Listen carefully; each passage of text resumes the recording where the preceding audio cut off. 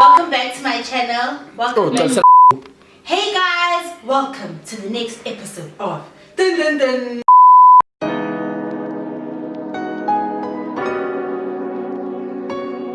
Welcome back to Becoming with Moe Modiga. Okay, so today's episode is basically about your longest relationship. Okay, that's my question. What is your longest relationship? And how has it been? Okay. Probably most of you guys are thinking about that boy that dribbled you, that you thought was gonna have your heart forever or whatever, or that girl. And no, this is actually not what that channel is about. It's not about that. It's actually about something way more important. Your longest relationship is your relationship with yourself. If you actually think about it. You've been in a relationship with yourself. I've been in a relationship with myself for 21 years. And they've been amazing. Okay, it's been rocky, but like, yo, it's like the most important relationship. Okay, there's your relationship with God, but like the relationship with yourself is the most important physical relationship. And I'm just gonna give you a few tips on how to sustain that relationship and how to make sure that this relationship is okay. Because when this relationship is okay, your life is okay. Everything else can flow. I mean, if you're not in a good place with yourself, you're not okay. You can't make decisions, you can't do things, you get depressed and stuff like that. Okay. So, step number 1. Stop depending on external factors for happiness. Stop depending on other children for your happiness. Your happiness is your responsibility. Your peace is your responsibility. Once you depend on other people, you're not going to be happy for long because people change. People change, people grow, people outgrow you, people, life happens and you can't always depend on people to make you happy. You can't depend on your parents to make you happy. You can't depend on your friends to make you happy. You can't okay guys, now I understand like I'm scared, but you can't depend on like niggas to make you happy. You can't. You have to depend on yourself. And how do you do that? By taking care of yourself, doing things like making sure that you surround yourself with people who actually care about you, making sure that you do things that make you happy and you follow your heart. So that's number 1. Number 2, relationships. Okay. For my whole life, I'm like a hopeless romantic. I've watched The Notebook like probably 50,000 times. Like, yeah. I've always thought, yeah, by 22, I'm gonna be married. I'm just gonna, have my man and I'm gonna make him babies. And it's just gonna be a beautiful life because I idolized the idea of love.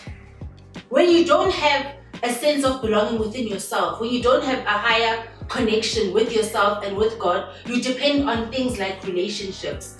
Like all my life, I was in a relationship from grade 8 until first year, and then by the end of first year, I was in another long-term relationship. So I've always thought happiness comes from a relationship with a man, and that's not true. Because now that I've been single for like a year, like I'm so passionate. Like I've just started my channel, my schoolwork, I'm excelling, like I'm really getting to know myself such that when I do meet that man, hey daddy, if you're watching, like when I meet him, like I'm gonna be ready and I'm gonna be a full person because I have taken time to get to know myself and I've taken time to see what I love and what I don't love, so that even if he leaves, he doesn't leave me empty. He leaves me as a full person because every single thing that I need to make me happy, I have right now. I mean, last week I took myself out to watch a movie. I was watching some action movie. It was so nice. The cinema was empty. I was literally sitting like this. It was so beautiful, guys. It was so beautiful. So, okay, that's number 2. Number 3, you need to let yourself grow and become who you're destined to be. Like our parents give us an outline, I'm not gonna lie. They shape our morals, they shape the type of people that we're supposed to be. They even choose our freaking primary school, sometimes high school. Like they shape a lot of things about who we are. But then you need to get to a point where you're no longer trying to be what your parents want you to be. You're no longer trying to be what everyone expects you to be. You're being yourself. If your friends say, yo, Mara Chomi, yo, Mara, that guy, he's so nice, he really cares about you, like, give him no sharp, oh, he has a good job and whatever, but you're not happy in that relationship, and you're feeling like it's not feeling the person that you are anymore, get out. If your parents have always been like, yeah, we're not doctor, and yes, fine, you might have the brains to be studying medicine, but if you grow up and you feel like, nah, that's not who I am. I have a friend, she was studying at Monash. I'm not gonna like name drop or anything. She was studying at Monash. Okay, after high school, all three of us, that's the bombers, accountants, okay, sure. So I was at Verts, my other friend was at I was at UJ. I'm part of UJ, okay. UJ all the way! Okay, I was at UJ, my other friend was at Verts, and then my other friend was at Monash. So we were all studying accounting, and you know, accounting shakes. It shakes, my boy. It's not for the weak. Okay, sure. So she realized second year, she did her first year, she did second year, she did second year, and then she was about to do second year twice because like she didn't do that well at the end. And then she realized that nah, this is actually not what I want. And I mean, you understand, you've already been in varsity for 3 years, and Monash is not like the cheapest, but she had to take that decision and be like, no, this is not what I want, and this is not fulfilling who I am. And she went to her parents and she was like, guys, I know, no, like, I'm sorry, I can't. And they understood because, okay, obviously it wasn't easy to convince her parents, but like, she did something for herself. And then she had to spend like a year, like just not doing anything, chilling at home, which was also probably depressing because here we are, some of us are graduating, we're carrying on, people are moving on, but it was not easy making that decision. But now she's found her passion. She wants to go into like brand strategic marketing, and she's gonna go into that and she's gonna soar because it's something that she's really passionate about. And that's the point that I'm trying to drive home. Like, allow yourself to grow. Even if you're not what you thought you were going to be, or what your parents expected you to be, or what your friends expected of you. Allow yourself to evolve. Like, I never thought that I'd have a YouTube channel or I'd be speaking. I always thought, okay, fine, I'm gonna get to school, do the whole CA thing, and yeah, be content with my life. I'm still studying, but like I saw that there was something missing in my life, and I allowed myself to take that leap. And there are people that aren't going to be supportive. I mean, my mom was like, Chanel. And I feel like once she sees my content, she'll understand what I'm talking about. And that's the thing. You know what God has put inside of you. You know your power. You know the thing that's been burning inside of your soul ever since you were little. So follow that. And then there's going to be a time where it's not just the, hey, don't you like this? That voice is going to shake you. And you'll have no more choice but to follow it. Okay, so that was number 3, which is letting yourself grow. Number 5. Yeah, number 4. Sorry. Give your passion time. What I mean by that is that, I mean, not all of us can just say, I want to be an artist, so kudos, bye with the whole school thing. I'm finna just pushing on music, or I'm finna just being a YouTuber, bye with school. I mean, no, I'm not gonna lie, I didn't have the guts for that.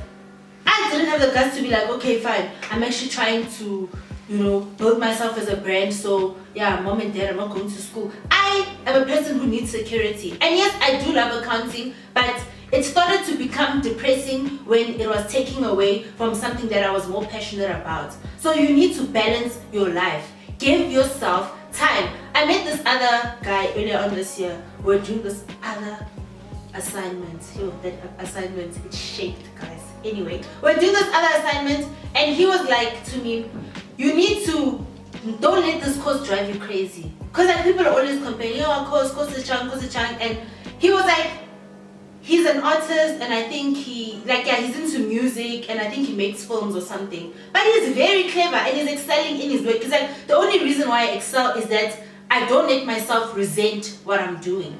I'm giving both. I'm good at accounting and I love accounting, but I've also got an artistic side that I really love, and I'm feeding both of them. There's times where I'm going to be like, okay, fine, I've finished this chapter. That's my reward is I'm going to actually edit my videos. Or my reward is I'm actually going to now record my song or whatever. Like, that's what you need to do. You can't let something consume you and just take control of your life if you're not that passionate about it.